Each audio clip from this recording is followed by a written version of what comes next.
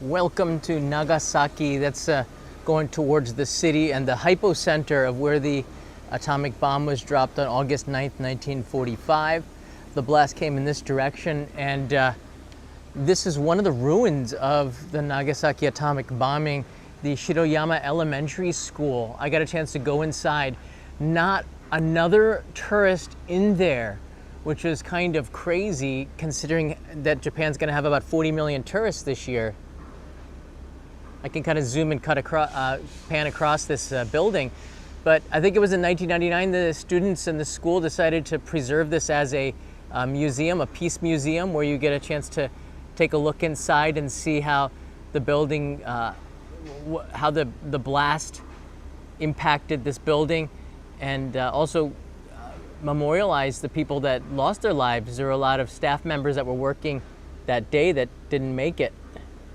And it's kind of a very a unique thing in Japan to see no tourists around here, especially in a place that is very famous worldwide. This is the former Shiroyama National School building. Here's a picture of it. They had brochures in English. There wasn't a lot of information. How you doing?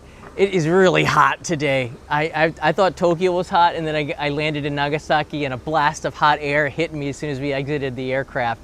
I'll talk a little bit about that in a second, but I got a chance to go inside here. Everything is mostly in English, I want to say, but there's a staff member inside who, well, she looked, I didn't talk too much with her about her own story, but it looks like she probably has one. And she is a proprietor of it, and there's only one person in there, and you can walk around. You have to sign in when you enter the country and the time that you entered into there. And if you want to film, you probably should call in advance, which is what we did. And I think, you know, this is one of the stops you really do have to come to, because the stories of this area, the hypocenter around Hiroshima, really put it all together. Then you get a complete picture of just the devastation of what happened during World War II at that time. You can see how far I am from Tokyo, flying over Yamaguchi Prefecture at the end of Honshu to this part of Kyushu, Nagasaki on the end. The airport, interestingly enough, is inside in the bay there. And I had to go across the bridge to the rent-a-car place and then drive out here about an hour ago.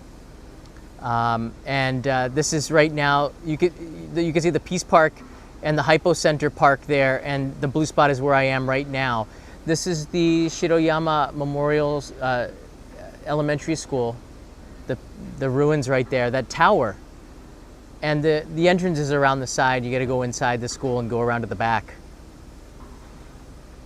I think that the little building on the bottom right is also one of the ruins. I don't know if you can go in there. I think it's still a working school. But I certainly can feel that history here, and I'm glad that I came. I neglected to come here the last time, which is one of the reasons why I came today, because to make sure that I get a complete story, I have to include the Shiroyama Elementary School. That's Hypocenter Park. I might go there a little bit later on to refilm the opening scene, because it's kind of funny. You can see that that marker right above is where the atomic bomb exploded, directly above. It's pointing up to the sky to the marker where it is, and then the Peace Park is where they're going to be holding the memorial in a month from now, a little bit over a month. Urakami Cathedral is also one that was very impacted by the bombing. There's some stories behind that too, and you could see some of the ruins, including, I think, the bell. I was here about 3.5 months ago. There's some ruins down there, and you can see a little bit of the story, as well as the one-legged torii gate. I did a live stream walking over to there a few months ago. All in all, I think it's a really interesting story when you walk around the city, which is so quiet. The torii gate's in there. It's so quiet here. It's peaceful. The people are lovely. The food is really good. I really don't know why more people don't come to Nagasaki. I think a lot of people are going to come here for the Peace Park, the atomic bombing history memorial, and then they're going to discover an amazing city that's just surrounded by mountains. Look at this. It really is. The cicadas aren't out yet, so we're not in full blast summer, but it sure feels like it. I want to be really, filming, live streaming, you want to be really sensitive about it. It's one thing about filming inside, but it's another thing about live streaming. So I can show you a little bit. I don't want to go onto the grounds because there are kids in there. But this place certainly has a story. I want to just show you a little bit and how you would get inside there. And I want to show you a little bit inside as well. So the Peace Park is open between 9:30 a.m. and 4:30 p.m. or this school museum, and the entrance is around the back here. So you go around to the side here, and there's a memorial right here. Peace statue of a boy who was killed in the atomic bombing, a 5th grader.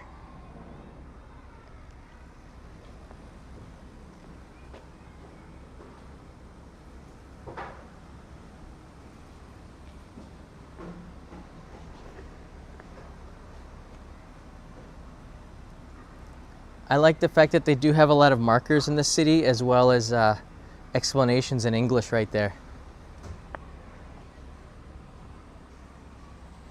So let's go back to this point I want to talk to where the signal is a little bit stronger. You start to lose signal inside there because we're up on a hill surrounded by a lot of other concrete buildings. So I did get a chance to go in there. I filmed some clips. I didn't get anybody because I know it's a quite sensitive thing here. So check out my experience inside there. What's really amazing is that they've preserved the walls the way that they were. So you do feel like you're walking inside ruins, fire, the blast. It looks really scarred inside there. They've put some pictures and displays on the wall, so you get a chance to remember what happened on that day. There aren't a lot of structures left. In fact, I think there's very few that offer this kind of an experience. You shouldn't be filming the photographs without permission, so I'm doing it from a distance here. This is a scale 1/100th of that day and the ruins afterwards, and they've built it inside there so you get a chance to take a look, and it's actually quite well done. You see the trees are all burnt out, everything is twisted, all the metal that was part of the concrete, a lot of it was just blown apart, but much of the integrity of the building is okay, and you can see from the tower window looking back at the city, this is where the bomb would have exploded out from that direction there. So that's my experience inside there. I didn't want to show too much of it. There's some pictures on the, by the way, Ponkotsu Ben, thank you for bringing the stories of the atomic bomb survivors of both Nagasaki and Hiroshima. Well, thank you for that. My mother and uncles will be remembered, but you helped bring light to the story. Nagasaki is my home in Japan, and I will always, well, I think as a resident of Nagasaki, it's hard to separate the stories from the war. But we're getting now to the 80th. It's anniversary, memorial. Anniversary is something I think that's more of a celebration, memorial, I suppose, where a lot of the remaining survivors might be there, and they sit in the Peace Park, which is about 500 meters from here. 400 or 500 meters from here, and they have at the moment that it occurred 80 years ago, we'll be having a bell rung as well as a lot of speakers. It's a very big one this year, 80 years. But what is most significant about 80 years is that a lot of the people that were children back then are now in their 80s or near 100. A lot of people in their 90s. I interviewed 2 hibakusha survivors for this episode coming up, and they're in their 90s.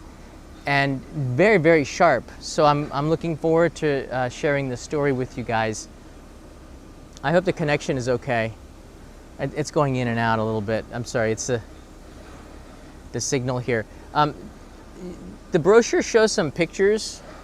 Let me see if I can bring it a little bit closer of what the school looked like on that day. There you go. And the remains of it as well. I can open up here. It's a lot of information, and I'm really surprised that they have it in English too, which is great. So that it explains everything that you're seeing here. And I don't want to ruin it for you. I do think that you should come here and check it out, but there's a lot of things. This tree fell down in 2016, I believe. Yeah, 2016. And they found a way to preserve it, and it's inside there, so you can see a lot of the trees in the area. The big ones, the strong ones, survived the atomic bomb blast, which is quite amazing. So let me see if I can might be able to just show you a little bit of the area here. I might have to upload this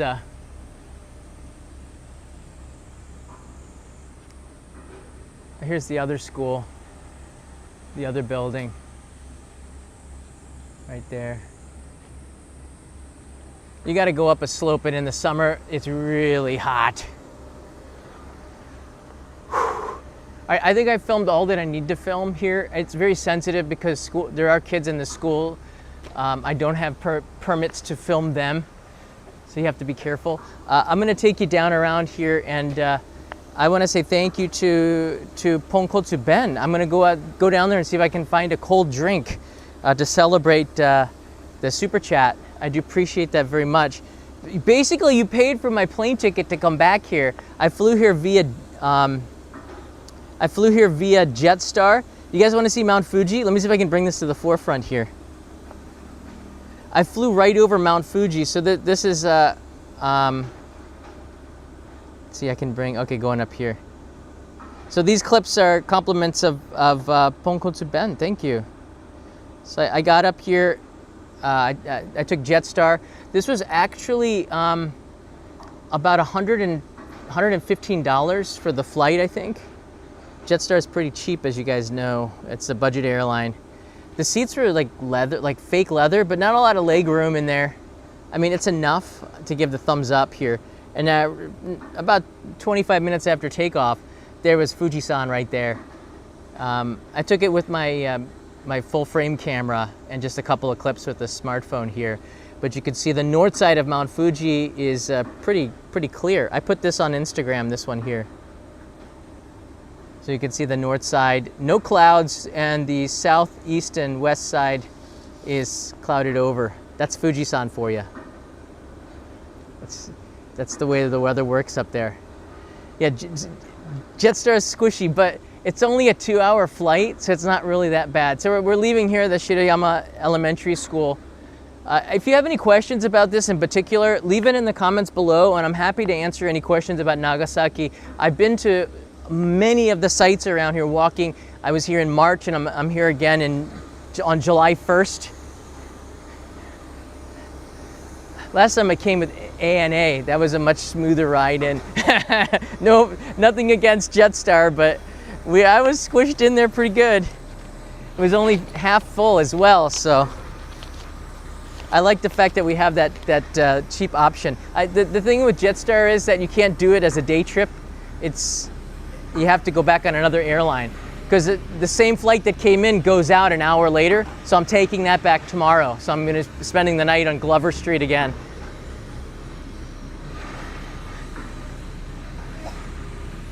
All right, let's go get a drink. I see a vending machine over there. I parked at a convenience store on the other, sorry, I parked down in this direction. Oh my goodness, I woke up, it was 90% humidity, 30 degrees Celsius early in the morning. That is pure and utter destruction. It is so hot in Tokyo. And then I came here and said it's not any better. In fact, the air quality is not that great because a lot of the pollution from China makes its way across the Sea of Japan to here. Oh, I see some, is that peach nectar? I might go for that. There's a tsutaya. What? These things are throwbacks. You don't really see them anymore. Tsutaya. You see them out in the countryside, not so much in Tokyo anymore. Maybe there's one in Roppongi. Yeah, there you go. There's the peach nectar, the Nikki, which is a the Fujiya. How much peach juice? That's 30% peach juice. That's something. Vitamin power up. That sounds good.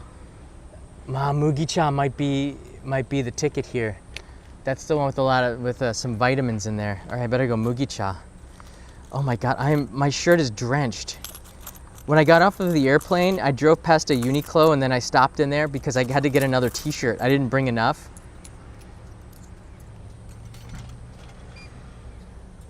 This one, oh, it does have a cute, Suica reader, but I don't, oh, that's tempting. The nectar.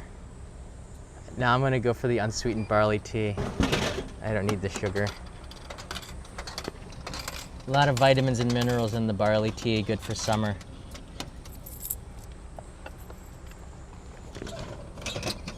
Oh my goodness.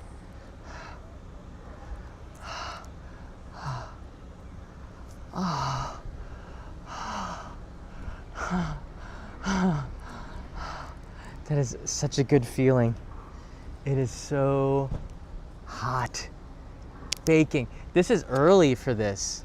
This is supposed to be still the rainy season.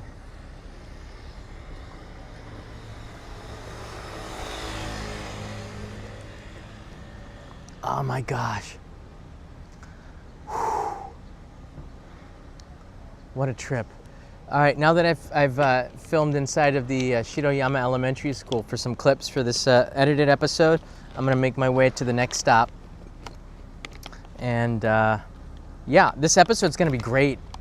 I mean, it's probably gonna be a heartbreaking episode because the witness accounts from that day, the firsthand witness accounts, we're probably not gonna have too many of them left in a couple of years.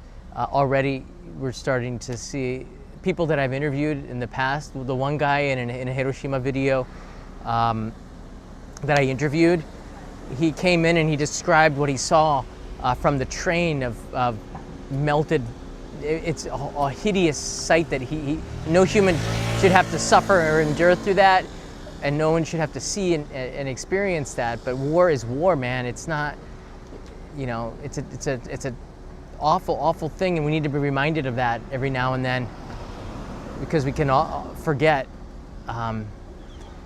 But with the memorial coming up again, 80 years, I think it's really important to highlight these stories before they're gone. So Ponkotsu Ben, I know that you get that as well. I would love to see more YouTubers coming and contacting the Hibakusha organization. They're very, very friendly. I gave them my plan, and they helped set up some interviews with survivors. And I had that translated last month, and now the subtitles are in, and so I'm getting closer to the completion. There's the Shiroyama Elementary School ruins from at the bottom of the hill. I'll get a shot here before I take off in the car, but it's you can't fly a drone around here. Oh my goodness gracious. Whew. Whew. One thing that I always do, if you do come and you have somebody that you're going to be interviewing, I always bring omiyage from Tokyo, or a gift. But this time it came from Chiba because Narita Airport is there, so I got some sort of peanut confection from Chiba. So just always have a little small gift to say thank you, because they're coming here to give me the interview. I'm not paying them anything for that, but I'm really appreciative of it. So it's always good to think about the other person, other people, and bring something to give. A small gift just means that you're thinking about the other person, and I think that's a polite thing to do. Hold on, I want to show you this instead of my sweaty face. They're often surprised at a foreigner who's traveling alone. I don't have a cameraman or any Japanese assistants with me, brings a omiyage gift. So that's always a good sign. And it also helps to loosen people up a little bit as well, because when you do interview people, the first minute or two, I like to do really simple questions and talk about anything except for what we're going to be talking about. Easy stuff, because you want to know the person that you're talking to, right? I don't trust. If someone just interviews me and I've never met them before, I'm probably don't feel as comfortable sharing information with them. But if you get a chance to get to know somebody, hey, oh, I did not know that it's 100 yen for 40 minutes. Wow. You're welcome, Sean. That's That's not too bad, but that's not exactly wonderful. I think I've been here for a little bit over an hour. Oh my gosh. So I have an interview at 6 p.m. tonight with the one thing I did not get in my, okay, I'm just gonna go into the car and turn on the air conditioning. Okay. Oh God.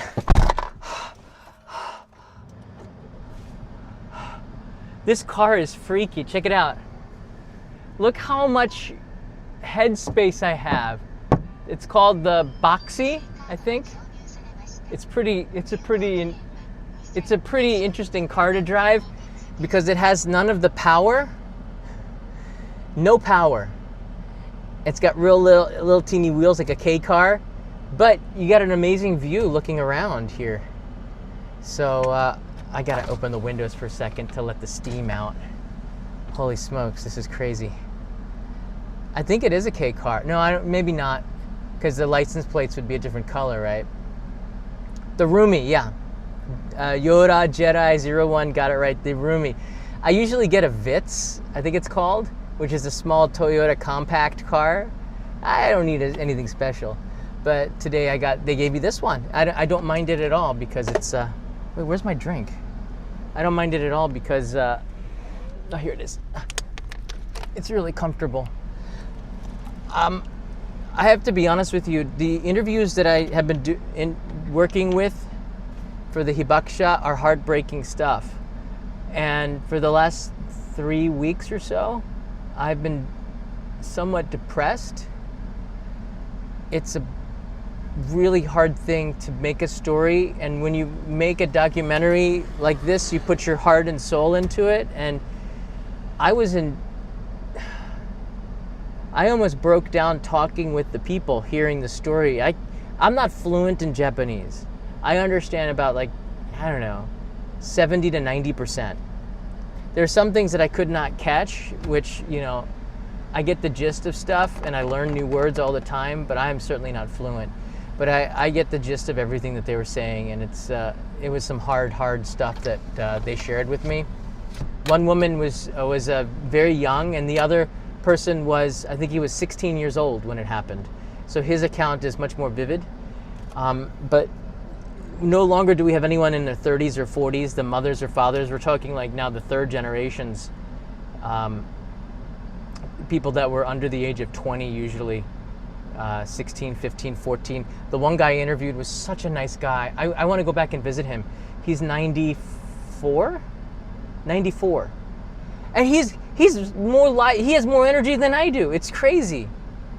It's the Japanese genes, you know. He lives out in the countryside of Nagasaki now. He shared his story, a lot of details in there, and I think this is going to give it a really good picture of it. And I had a guide take me around the Hypo Center, just like I did for Hiroshima, but I hired a guide. Great guy. He spoke perfect English too, and he was a child when they rebuilt that cathedral over there, so he has a really deep connection with this area as well. Sorry, I have to stay hydrated. It's crazy hot. While I was inside the Shiroyama elementary school, 2 tourists came in. One guy was from Sweden. I tried talking to him. He was not a talkative guy. He said, "Oh yeah," and then he kept walking. So maybe somewhat socially awkward person. It's okay. And the other guy, I just said hey, and he goes hey, and he knew where to go, and that's all. I try to talk with people, but it's hard sometimes. This is so far off the beaten path. There are very few adults that survived the bombing that are still alive today. We are losing them every day, writes in Orion's Angel. Yeah, and that's my biggest fear. When I came to Japan 25 years ago, 27 years ago, holy crap. There were a lot more people around to tell those stories, and sorry, we're back again. The phone overheated.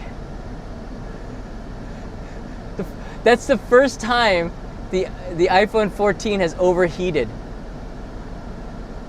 So I turned on the air conditioning full blast and the phone is up against the heater. The heater. That's crazy. That's how hot it is. Sorry, it wasn't an earthquake or anything. It was just, the phone is literally up against the vent, blasting out the coldest possible air right now. So yeah, there you go. So I'm just gonna keep it like here and let the phone, it's probably gonna die. The battery's got about 10% left.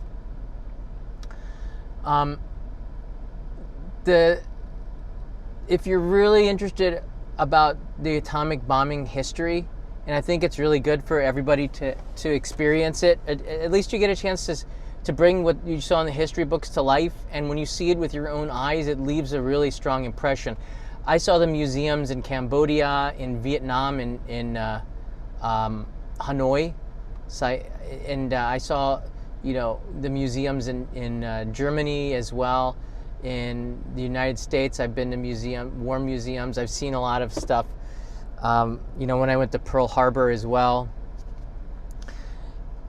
And the thing is, we sometimes forget the history that we learn as kids, and it's really good to go back and remember those that were lost on both sides, whether as an American in Pearl Harbor to remember the servicemen in the Navy that in all, I guess it was the Navy, and all of the armed forces that lost their lives in that bombing, and then come to Japan and realize, civilians had nothing to do with it. War is a really nasty thing, but you have to remember how nasty it is, and these kinds of visits do that. I think for kids, maybe Leo's not ready for it, but if kids are, I guess, maybe around 8 or 9, might be mature enough to do it. The burned victims were treated poorly. It's sad. There was nothing. Super Mr. Crazyman, based on my interviews, you couldn't really drink the water. There was a lot of people, when it happened, there was an amazing amount of thirst, no water. You're burned, nothing to treat it. They brought out oil, cooking oil, and then motor oil, whatever they could do to try to relieve the burns that happened. And you couldn't drink the water. There wasn't any food for days. Those that survived were probably hanging on by a thread. Some people were able, what is the most amazing thing is that story I made last year and that I uploaded, maybe it was a little bit more than a year ago now, on the atomic bomb trains of Hiroshima. I knew the story, but I didn't know how deep it was until I made that episode, and I don't think the internet had really covered it very well. And I was able to interview the 94-year-old conductor of the A-bomb train. It's crazy. They got the train running 72 hours after the atomic bomb in Hiroshima. That is insane. You have to watch that story. Go back and rewatch it in August just to remember what happened that day. I found the old Army footage that was taken in the aftermath of it. We're talking like weeks after. And you can see that the train is running. It was insane when you think about it, because the tracks would be twisted. How could you find trains that are still working? Who would be around to even fix it and then maintain it and then clear the debris from the road? Then get the power going enough to make this run in the first 72 hours. Hiroshima has so many amazing stories like this, and we're going to lose a lot of them because people are just now past the point. So, the one thing that I learned, talking with the associations, and one of them won the Nobel Peace Prize last year in December 2024, which is a huge honor. A lot of people have stories to tell, but they just never shared them. And then when they go, it's up to the family members to do it, but it's not quite as powerful if you don't hear it firsthand from somebody whose eyes had seen that. I remember when I was a kid talking to someone who said that they'd seen Babe Ruth play. I'm like, holy crap! It's like, what? Like he stopped playing in the early 40s or something. But there are people around who had seen him play, and those people that were inside of the house that Ruth built are no longer, and not that many. So I think that that's something that's really part of my responsibility as someone who lives in Japan to do something like this. It's very important. 14-year-old girl who asked for help to yeah, she was 14. Thanks for correcting me with that too. A lot of people go to Hiroshima, and not many people go to oil. That's worse. Whatever they used whatever they could find that would ease the pain and suffering because they weren't going to make it. Sasaguchi-san, who is the 14-year-old conductor who was at the time when it happened, she told me that the screaming, the smell, the crying, some of the stuff I cut it out. It was unbearable. The person that she slept next to at night in the morning would be dead. They would wake up and then there would be a dead person next to her. They just didn't survive the night. Whatever you could do to ease people's pain. They didn't have, like opium or something to give them to ease the pain, or some sort of narcotic or whatever. They didn't have anything because they were unprepared for it. No warning. So it just happened. And even so, war is a really nasty thing. And I know a lot of the viewers here, probably not you guys, but people watching this in the playback, are going to talk about, they started it. There's always that 0.1% that talks about the sides as though the war is still going on. The war is over. It doesn't matter who started it and who finished it. It's now up to us to learn from it and try to prevent it, I think. And I really have a ton of respect for Nagasaki and the people here, and they're trying to share their stories now before it's too late. That was my impression. They really wanted to share the story. So when I contacted them, my assistant Emmy and I contacted them last year. I actually contacted them years ago and I didn't get access, but they gave access this year, and I was able to get those interviews and make the story. And Akino, who has been very helpful as well. Hope you get a chance to meet with her. She has other stories that I can tell about the abandoned houses in Nagasaki and some of the history.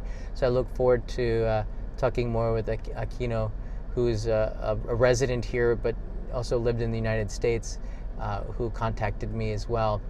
But I already had the story in motion, so I'm glad that I finally could finish this here. From what I understand from the let me see, royal family in the wall. Yeah, I don't want to talk too much about the politics of it, but I think, Ninja Monkey, they changed the museum around. It's a lot more global now. It's kind of, at the end, it got a little bit hardcore, but it's still pretty hard, it slams you at the end for sure, that the Hiroshima Museum. It's the same kind of stuff, but I think they've made it a little bit different. They had like the 1980s sort of missile arms race. They did a better job with that in Hiroshima. They have a little bit of that as well. The Nagasaki Peace Museum, it has the Little Man and the was it Little Man and Fat Boy, is it? So they have a replica of the atomic bomb that was dropped from the American side, and the full size replica, which is very powerful, and that'll probably make its way into the thumbnail. But the museum was very good here, very good. And for peanuts, I think it's like $30, $40, you can hire a guide that will spend half a day with you and will take you around. I can give you the name of, if you want to ask me in the comments, I can give you the name of the person who guided me. He spoke perfect English and was able to share a lot of inside knowledge. And I drove him around a little bit in the car. We bailed to the car to drive around because it's a lot of walking, but even some of the guides are getting up there in years. So the woman I'm interviewing tonight at 5 o'clock, the reason why is because she's third generation, meaning she wasn't born until after the war, and she's continuing the story of the Hibakusha. So for this episode, I want to make sure that the legacy and the stories of the Hibakusha, the survivors of the atomic bomb, their stories continue. I'm not sure how that happens. So she's a person who is going around sharing the stories of this, and I think that that's a critical part of this episode. Not just what happened that day, but how the world is going to continue to remember Nagasaki after those Hibakusha are gone, because there's only a number of years before we lose the last one. probably at age 102 or 103, or they were too young to remember it firsthand. And we're going to rely on the children of the hibakusha soon enough for their firsthand stories. Story told to you in person is so much different than watching on the internet, so it'll be hard to do a good job with it.